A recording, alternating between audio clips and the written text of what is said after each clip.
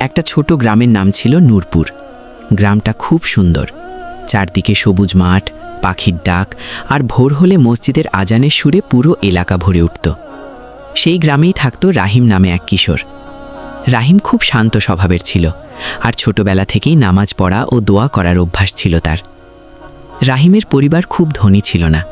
তার বাবা একজন দিনমজুর আর মা অন্যের বাড়িতে কাজ করতেন। তবুও রাহিম কখনো অভিযোগ করত না।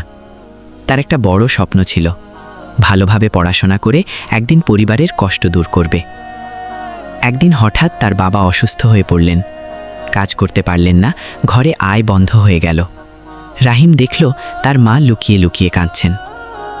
সেই রাতেই সে অজু করে 2 রাকাত নামাজ পড়ল এবং হাত তুলে বলল, হে আল্লাহ, তুমি আমাদের সাহায্য করো, আমার বাবাকে সুস্থ করে দাও আর আমাদের জন্য একটা সহজ পথ খুলে দাও।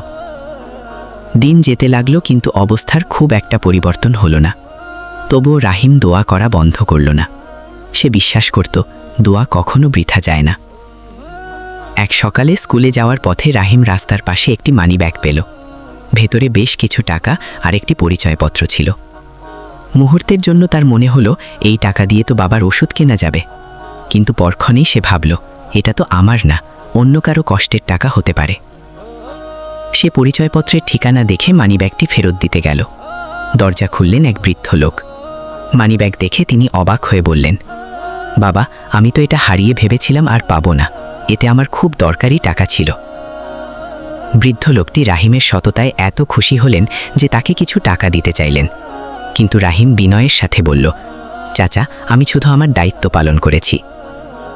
বৃদ্ধটি তার কথা শুনে আরও মুগ্ধ হলেন। কথা বলতে বলতে জানতে পারলেন রাহিমের বাবার অসুস্থতার কথা। তিনি ছিলেন একজন স্কুলের প্রধান শিক্ষক। কয়েকদিনের মধ্যেই তিনি ব্যবস্থা করে দিলেন যাতে রাহিমের বাবার চিকিৎসা কম খরচে ভালো হাসপাতালে হয়। শুধু তাই নয়, রাহিমের পড়াশোনার জন্য একটি বৃত্তির ব্যবস্থা করে দিলেন। ধীরে ধীরে তার বাবা সুস্থ হয়ে উঠলেন। সংসারে আবার হাসি ফিরল। এক রাতে আকাশ ভরা তারা দেখে রাহিম মনে মনে বলল, আল্লাহ, তুমি আমার দোয়া শুনেছ, হয়তো সাথে সাথে না, কিন্তু সবচেয়ে সুন্দর উপায়ে কবুল করেছ। এই গল্পের শিক্ষা, দোয়া করলে ধৈর্য রাখতে হয়। সততা ও ভালো কাজ কখনো বিফলে যায় না। আল্লাহ সবসময় মানুষের মনের কথা জানেন এবং সঠিক সময়েই উত্তম প্রতিদান দেন।